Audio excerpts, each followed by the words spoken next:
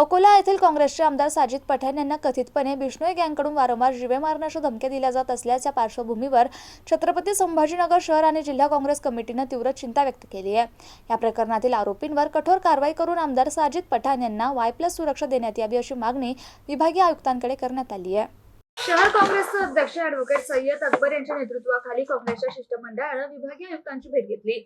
यावेळी त्यांनी अकोल्याचे काँग्रेस आमदार साजिद पठाण यांना बिश्नोई गँगकडून वारंवार जीवे मारण्याच्या धमक्या दिल्या जात असून त्यांच्या जीवाला गंभीर धोका निर्माण झाल्याचे निदर्शनास आणून दिलं।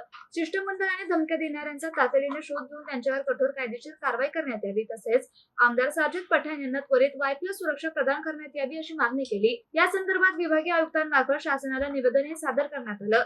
या शिष्टमंडळात शहर काँग्रेसचे अध्यक्ष ॲडव्होकेट सय्यद अकबर यांच्यासह माजी शहर अध्यक्ष इब्राहिम पठाण, विशाल बन्सल, गुलाब पाटील, अनीस पटेल, जाकिरिया मिया कुरेशी, नदीम सौदागर आणि इतर काँग्रेस पदाधिकारी उपस्थित होते।